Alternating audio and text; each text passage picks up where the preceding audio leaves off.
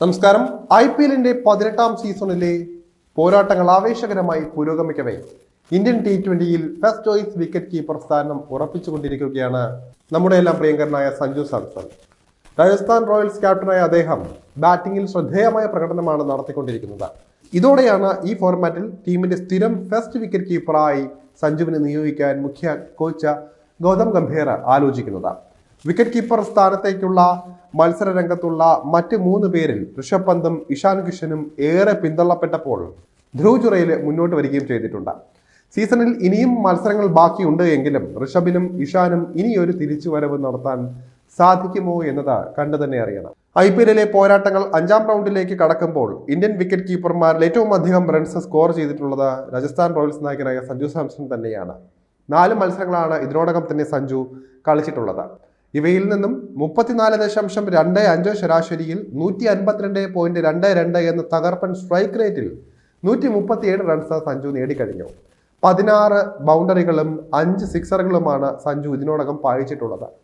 Sunrisers ഹൈദരാബാദുമായുള്ള ആദ്യ മത്സരത്തിൽ നേടിയ 66 റൺസാണ് സഞ്ജുവിന്റെ ഏറ്റവും ഉയർന്ന സ്കോർ.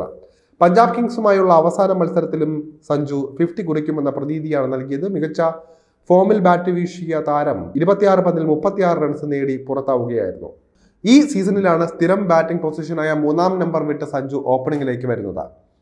ഇംഗ്ലണ്ട് സൂപ്പർ താരമായ ജോസ് ബട്ട്ലർ ഒഴിഞ്ഞുവെച്ച കസേര അദ്ദേഹം ഏറ്റെടുക്കുകയായിരുന്നു. ഓപ്പണിംഗിൽ തന്റെ റോള് ഭംഗിയാക്കാനും സഞ്ജുവിന് കഴിഞ്ഞിട്ടുണ്ട്.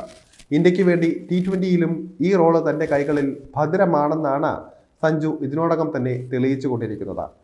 സൺറൈസേഴ്സ് ഹൈദരാബാദിനെതിരായ സീസണിലെ ആദ്യ മത്സരത്തിൽ അഗ്രസീവ് 50യുമായാണ് ഓപ്പണിംഗിലേക്കുള്ള തന്റെ വരവ് സഞ്ജു ഉറപ്പിച്ചു വെച്ചത്. കൊൽക്കത്ത നൈറ്റ് റൈഡേഴ്സുമായുള്ള അടുത്ത മത്സരം അദ്ദേഹത്തിന് അത്ര മികച്ചതായിരുന്നില്ല. 11 പന്തിൽ 2 4 അടക്കം 13 റൺസ് മാത്രമെടുത്ത സഞ്ജു മടങ്ങുകയായിരുന്നു. ചെന്നൈ സൂപ്പർ കിങ്സിനെതിരായ 3ാം റൗണ്ടിലും ഭേദപ്പെട്ട തുടക്കം ലഭിച്ച ശേഷമാണ് അദ്ദേഹം വിക്കറ്റ് നഷ്ടപ്പെടുത്തിയത്. 16 പന്തിൽ ഓരോ 4ഉം 6ഉം അടക്കം 20 റൺസാണ് സഞ്ജുവിന് കുറിക്കാനായത്. അതിനുശേഷമാണ് അവസാന മത്സരത്തിൽ പഞ്ചാബിനെതിരെ 35-ലധികം റൺസുമായി അദ്ദേഹം തിരിച്ചു വന്നത്. വലിയ റിസ്കുകൾ എടുക്കാതെ എന്നാൽ അതോടൊപ്പം തന്നെ അഗ്രസീവുമായിട്ടുള്ള ബാറ്റിംഗ് ശൈലിയാണ് സഞ്ജു പിന്തുടർന്നുകൊണ്ടിരിക്കുന്നത്. ഗൗതം ഗംഭീർ മുഖ്യ കോച്ചായി എത്തിയത് മുതൽ വലിയ പിന്തുണയാണ് സഞ്ജുവിന് ലഭിച്ചുകൊണ്ടിരിക്കുന്നത്.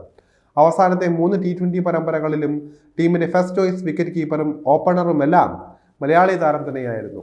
തനിക്ക് ലഭിച്ച അവസരം സഞ്ജു മുതലാക്കുകയും ചെയ്തിട്ടുണ്ട്. 3 സെഞ്ചുറികളാണ് കഴിഞ്ഞ 3 പരമ്പരകളിൽ അദ്ദേഹം അടിച്ചെടുത്തത്. എന്നാലും സഞ്ജുവിന്റെ ഇനിയുള്ള മത്സരങ്ങളും നിർണായകമാണ്. ഇതിനെ അടിസ്ഥാനപ്പെടുത്തിയായിരിക്കും സഞ്ജുവിന്റെ ഇന്ത്യൻ ടീമിലെ ഭാവി തീരുമാനിക്കുന്നത്.